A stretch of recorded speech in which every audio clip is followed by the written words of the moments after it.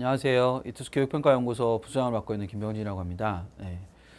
다른 동영상들 혹시 보신 분들 있으신지 모르겠지만 지금 이 동영상은 2018학년도 대학별 전형계획안을 분석해보는 그런 동영상이라고 할 수 있습니다. 그래서 2018학년도는 지금 현재 이제 촬영 기준으로 말하면 아직은 입시생이 아니죠. 2학년 학생들이죠. 그래서 이 친구들이 3학년이 됐을 때 어떤 식으로 대학들이 입시를 치를지를 1년 6개월, 10개월 전에 원래 발표하도록 돼 있기 때문에 그 조치에 따라서 발표된 거라고 보시면 되는데, 오늘 제가 이제 같이 살펴볼 고려대학교 같은 경우는 훨씬 이전에 사실은 발표를 했었습니다. 그래서 고려대학교가 훨씬 이전에 그 논술을 폐지하는, 수시에서 논술을 폐지하는 그런 입시안을 미리 한번 공개를 했었죠. 그때 그것의 내용을, 그럼 이제 논술로 고려되는 참 많은 인원을, 비교적 많은 인원을 뽑아왔었기 때문에 그 인원들을 이제 다른 전형으로 집어넣어야 되는데, 그 다른 전형 어디로 집어넣을 것인가, 그런 게 되게 관심사였는데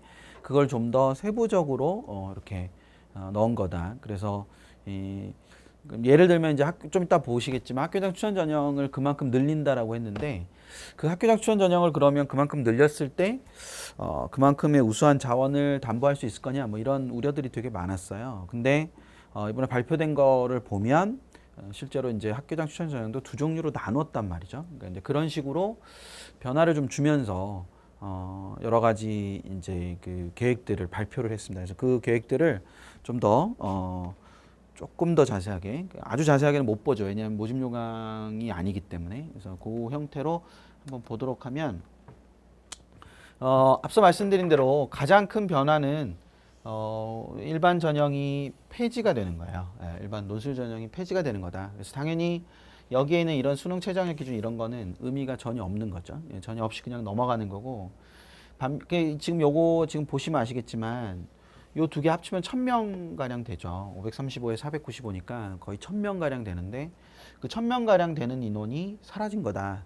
그럼 그 1000명 가량 되는 인원을 다른 데다 이렇게 흩어서 뿌려야 되는 거잖아요. 그래서 지금 여기 보시면 259에서 631, 241에서 576이라는 인원만큼 늘어난 거다. 이게 일반 전형이라는 이름으로, 즉 똑같이 일반 전형이라는 말을 쓰지만 여기는 논술, 근데 2018학년도부터는 종합전형으로서 일반전형이다.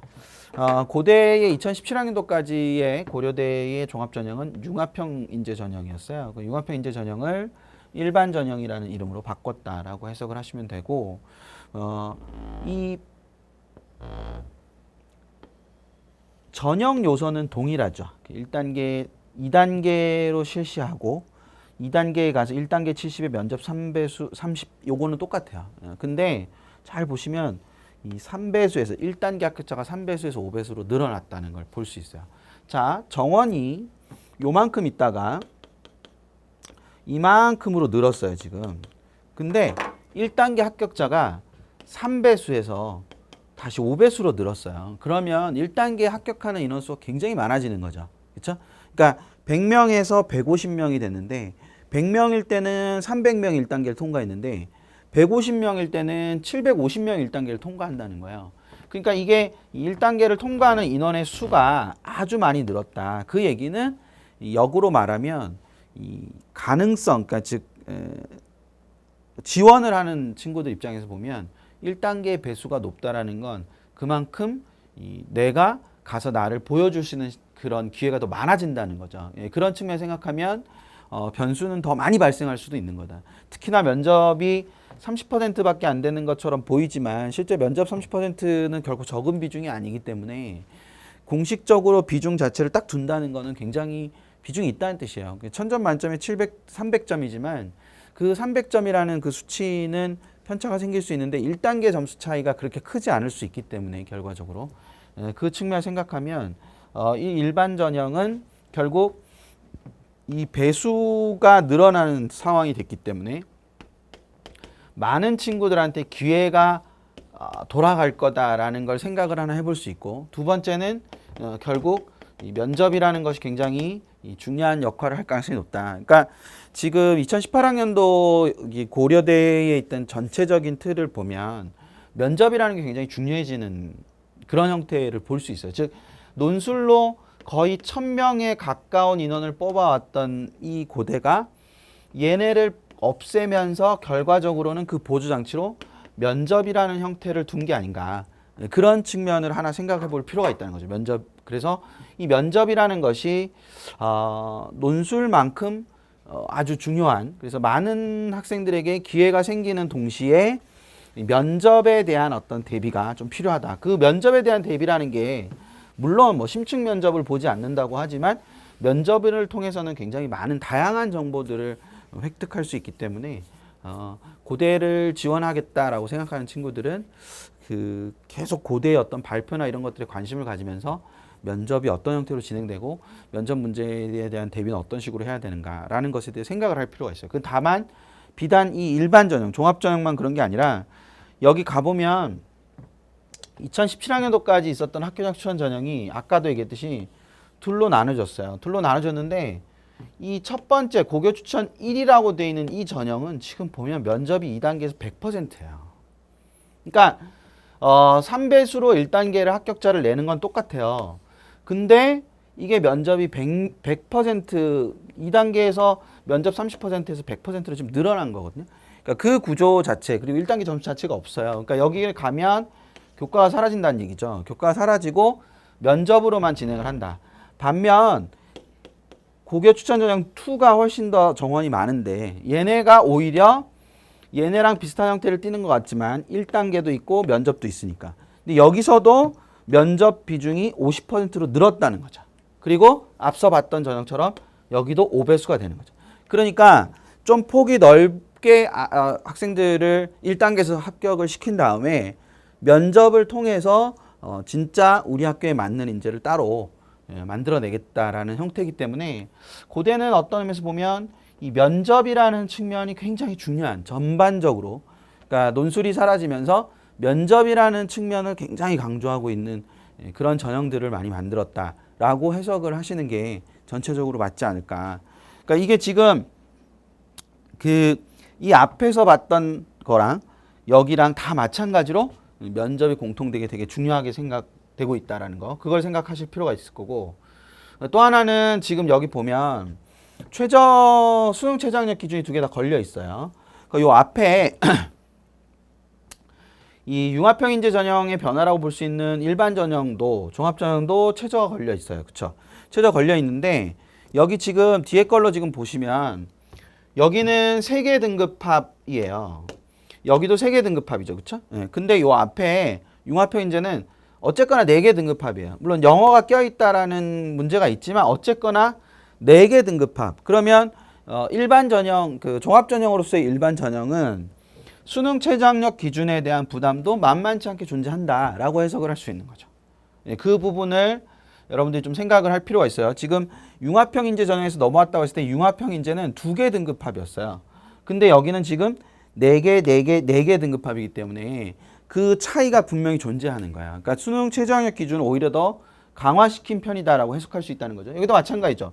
지금 원래 학교장 추천 전형은 2개 등급합인데 여기서 추천 1은 3개 등급합이고 추천 2도 3개 등급합으로 지금 변했잖아요. 그렇죠? 그러니까 이게 하나가 더 늘은 거예요. 물론 영어가 절대평가되기 때문에 영어 등급을 따는 게 쉽다라고 가정을 하더라도 충족시켜야 되는 영역 수가 는다라는 건 통상적으로 더 높아지는 거라고 해석할 수 있기 때문에, 물론 이제 등급합 6이니까 숫자 6이라는 측면을 생각해 보면 뭐 이게 여러 가지 측면이 생각할 수 있겠죠. 하지만 어쨌거나 3개가 됐다라는 부분은 분명히 시사하는 바가 있다라는 거, 이제 그 생각을 좀 해둘 필요가 있고, 역으로 이렇게 말씀하실 수도 있어요. 그러니까 국수형 탐에서 2개 등급합 4인 경우는 뭐 1, 3등급을 받든 2등급을 받든 어쨌거나 4를 맞추면 돼요. 근데 국수형 탐에서 3개 등급하면 6이다. 그러면 영어 1등급 받고 나머지 2개에서 5등급 받으면 되는 거니까 그러면 최저가 더 낮아지는 거라고 볼 수 있지 않겠냐라고 해석하실 수도 있어요. 예, 그럴 수도 있는데 통상적으로 지금 이제 추천 전형에서 특히 고교 추천 1 같은 경우는 면접에 대한 부담감 존재하는 상황에서 수능 최저도 맞춘다라는 그런 측면에서 보면 오히려 더 까다로워지는 것이 아닌가? 뭐 이런 생각들도 해볼 수 있다는 거. 이제 그것도 같이 염두에도 생각을 해두시면 되겠습니다. 그 뒤로 이제 특기자가 있는데 특기자는 특징적인 거는 특기자 인원을 줄였다는 거죠. 지금 국제인재도 지금 줄였고요. 예, 국제인재도 줄였고, 그 다음에 과학인재도 줄였습니다. 특히 이제 국제인재 같은 경우는 이 연대의 특기자 전형하고 조금 차이가 있어서 연대는 이제 국제 계열을 절반 정도 뽑는 데 반해서 나머지 인문사회 그 다음에 과학공학인재가 또 따로 존재하기 때문에 일반 학생들에게 길이 좀 열려 있는 편인데 반해서 고대의 국제인재 전형은 사실은 외고 학생들하고 굉장히 관련이 깊다고 생각을 했을 때 인원이 좀 줄어드는 건 조금 더 큰 영향력이 있지 않을까라는 생각을 해볼 필요가 있고, 그리고 여기서도 지금 면접이 뭐 한 거죠? 증가한 걸 볼 수 있죠.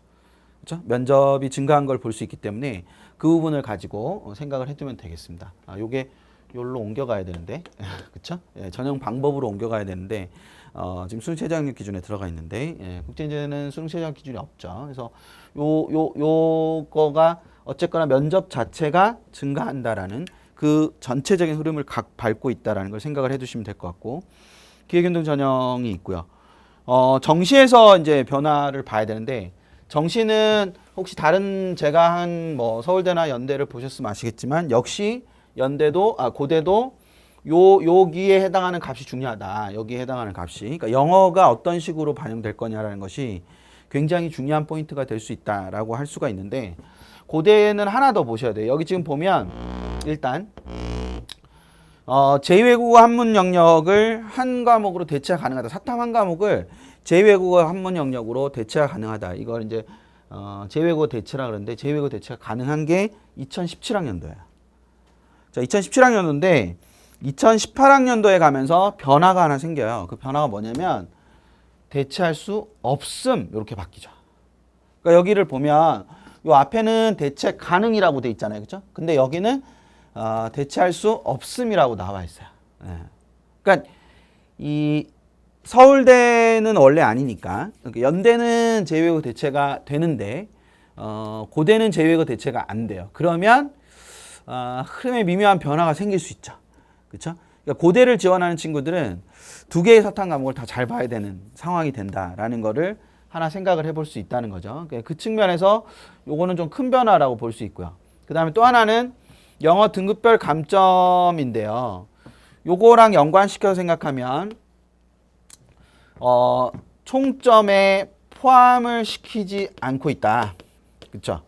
총점에 포함시키지 않고 총점 계산을 다 한 다음에 그 나온 총점에서 2등급이면 1점, 3등급부터는 2점씩 감점을 이렇게 해나간다라는 뜻이라고 해석을 하시면 되겠죠. 그래서 다시 거듭 설명하지만 총점에 반영하는 경우와 반영하지 않는 경우를 봤을 때 영어를 총점에 반영하는 경우가 훨씬 더 영향력이 정시에서 크다라고 해석하실 수 있다는 겁니다.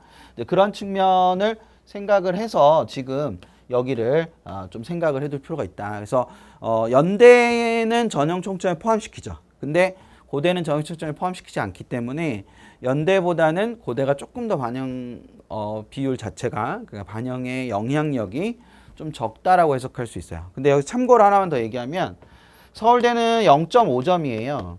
근데 얘네는 고려대는 1점을 지금 감점을 해요. 2등급일 때.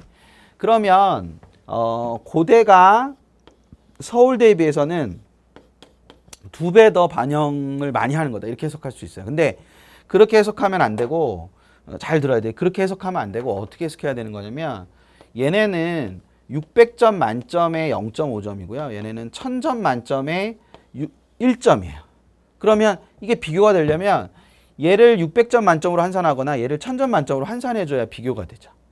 그렇죠? 그러니까 얘를 1000점 만점으로 환산하면 제가 아까 계산을 잠깐 해보긴 했는데 어쨌거나 600점 만점에서니까 이게 거의 0.8 얼마가 나올 거예요. 그러니까 이 서울대 점수 자체를 1000점으로 환산하면 결과적으로 더 커지겠죠. 그 반영이. 그러니까 0.8 얼마가 나와야 맞는 게 된단 말이죠. 그러니까 0.8 얼마가 나와야 맞는 게 되는 거니까 맞나요? 50을 6으로 나눈 거 6, 8, 48이니까 0.8 정도가 나와야 되는 게 맞는 거니까 그렇게 계산을 하면 서울대의 이 0.5보다는 더 크게 반영이 된다라고 해석을 하실 수 있는 거죠. 그러니까 이게 서울대보다 고대가 2배나 많다 이렇게 해석할 수 있는 건 아니다. 대신에 뭐 한 배, 뭐 1.2배나 1.3배, 1.3배 정도, 1.2배 정도, 그 정도가 더 많은 거지 2배가 많다라고 해석할 수는 없다라는 거. 그래서 연대와 다르게 고대는 서울대와 비슷한 방식을 사용하고 있다는 거 하나 더 생각을 해두면 될 것 같고, 이거는 뭐 큰 건 아닌데 인적성 면접을 의대에서 인적성 면접을 처음으로 2018학년도부터 실시하게 된다라는 거, 그것만 생각을 해두시면 될 것 같습니다. 어쨌거나 인문계 학생들한테 좀 주요한 뉴스죠. 그러니까 제2외국어 대체가 2018학년도부터는 되지 않는다. 근데 연대랑 고대가 다 안 되면 또 문제가 있겠지만 연대는 되기 때문에 여러분들이 제2외국어와 한문 영역을 학습하지 않아도 된다. 이런 의미로 번질 것 같지는 않습니다. 대신 이제 이런 추세가 얼마나 더 지속이 되느냐를 봐야 되겠죠. 다른 대학들이 어떻게 되느냐, 뭐 이런 걸 볼 필요가 있기 때문에 아직까지 뭐 굉장히 이렇게 뭐 필요성이 없고 이런 상황은 아닌 것 같으니까 꾸준히 학습하면서 나중에 이 고대를 지원하게 될 때 이런 특성이 있다는 것만 좀 염두에 두시면 되지 않을까 싶습니다. 예, 고대는 여기까지 하겠습니다. 감사합니다.